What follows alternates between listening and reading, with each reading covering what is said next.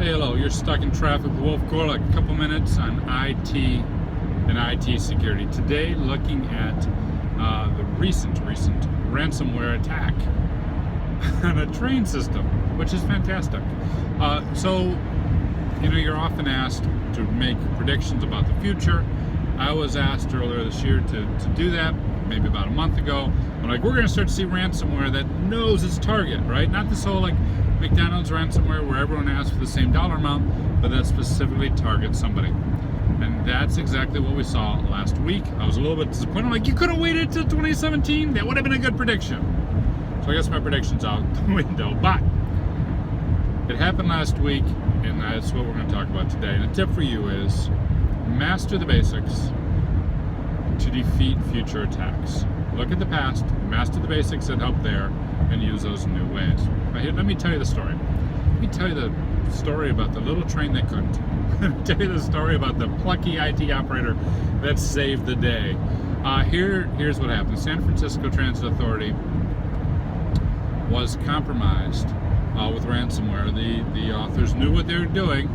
They put it on kiosks and whatnot, and they were demanding a certain amount of ransom commensurate with the amount of money that the Transit Authority reportedly lost from being unable to collect fines. The train still ran, they just couldn't run the cards or collect any money. A little bit of a problem. And the technical details are what really intrigues me. One, how did they get in? That's question number one.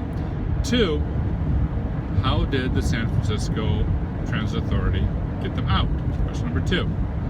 And these answers to these questions are not things that are going to surprise you. These answers to these questions are not going to be things that are going to be shocking. And as a matter of fact, you're going to be like, well, Wolf, I'm sick to death of you doing videos on these things. I'd be like, hey, I'm sorry, but it happened. The train stopped.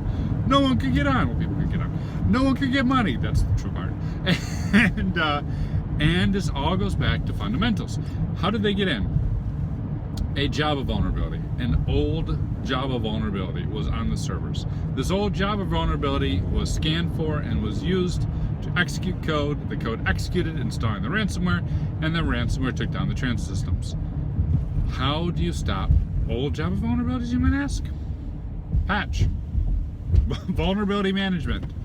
Patch that stuff, or better yet, remove it if it's not needed. It's not known from the articles whether or not that Java was actually required for business purposes. Maybe it was, maybe it wasn't, but patch it. Now, two, that IT operator, the plucky IT operator who saved the day, how did he save the day? He restored from backups. So, good vulnerability management and a good backup retention. And not only good backup retention, but those backups were fairly recent. I think they only lost less than an hour worth of data because they're doing incrementals and snapshots and all this sort of stuff. But it was a known process. It was a proven process. They ran their drills. They were able to restore the data and get the Transit Authority back up and operational. So, good vulnerability management, basic, fundamental. Good patch or backup management, basic, fundamental. Have both these fundamentals in place, and regardless of what predictions you're going to hear for 2017 from prognosticators and YouTubers and guys on LinkedIn and Twitter, regardless of what you're going to hear, those two, if you're doing really good, are going to take you very, very far into next year. What predictions are you thinking about? What are you worried about? What basics do you think we should do better at? Hit me up in comments or on social media. Have a good one.